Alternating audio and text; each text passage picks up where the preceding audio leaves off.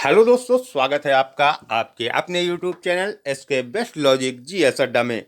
आज हम आपके लिए लेकर आए हैं जीके के टॉप 25 महत्वपूर्ण प्रश्न। आप किसी भी एग्जाम की तैयारी कर रहे हो, सभी एग्जाम के लिए ये टॉप 25 प्रश्न बहुत ही महत्वपूर्ण है।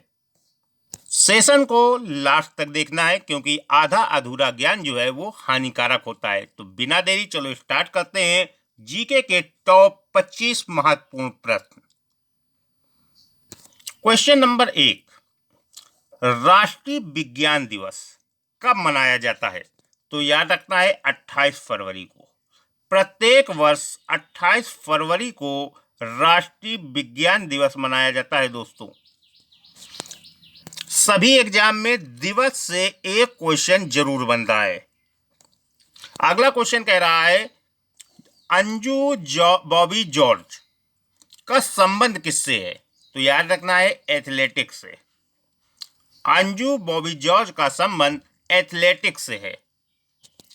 अगला क्वेश्चन आपसे कह रहा है अंडमान निकोबार द्वीप समूह में कितने द्वीप हैं? तो याद रखना है 324 द्वीप है। अंडमान निकोबार द्वीप समूह में 324 द्वीप है, 324। अगला क्वेश्चन आपसे कह रहा है पृथ्वी और सूर्य के बीच कौन सा ग्रह स्थित है? तो याद रखना है बुध और शुक्र। पृथ्वी और सूर्य के बीच बुध और शुक्र ग्रह स्थित है। अगला क्वेश्चन आपसे कह रहा है पृथ्वी और सूर्य के बीच की दूरी कितनी है? तो याद रखना है 15 करोड़ किलोमीटर। पृथ्वी से सूर्य की दूरी 15 करोड़ किलोमीटर है दोस्तों। अगला क्वेश्चन आपसे कह रहा है रेडियो का आविष्कार किसने किया था? तो याद रखना है इटली निवासी मार्कोनी ने। रेडियो का आविष्कार मार्कोनी ने किया था। ये इटली के निवासी थे, इटली के।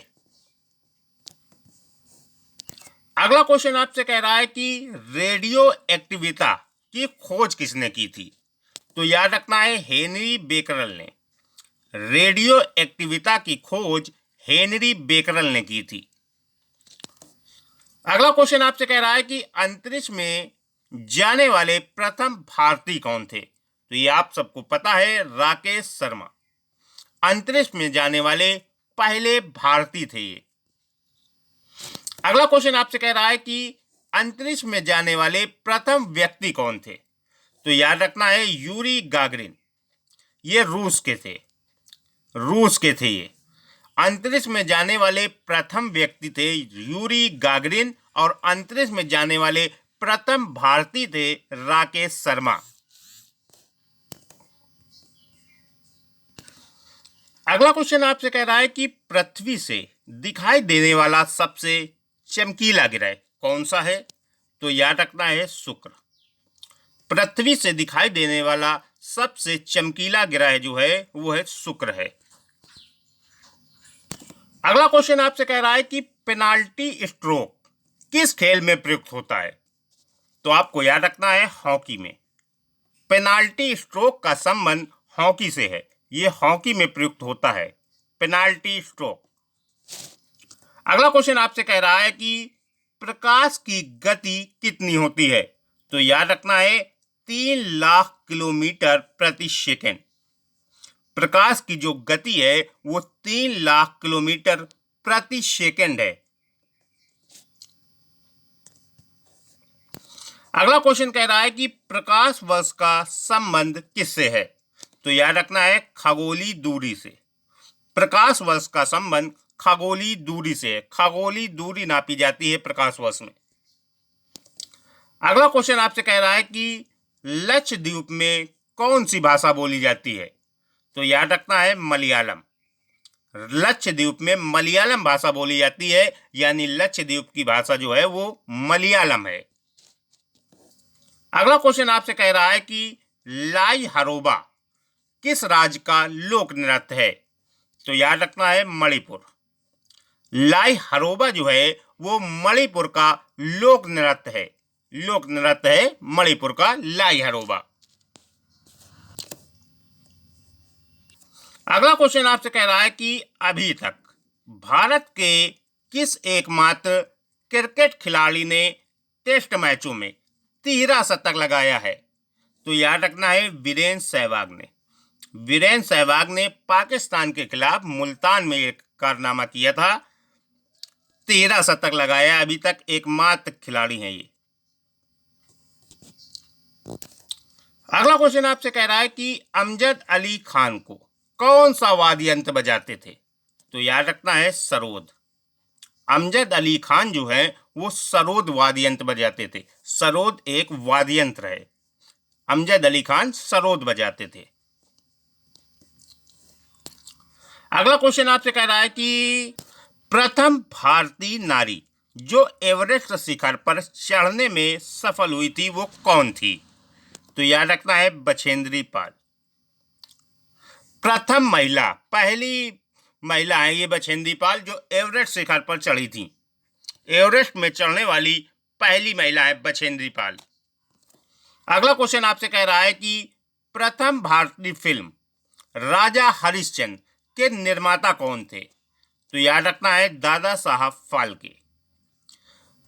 भारत की प्रथम भारतीय फिल्म थी राजा हरिश्चंद्र, जिसके निर्माता थे दादा साहब फाल्के।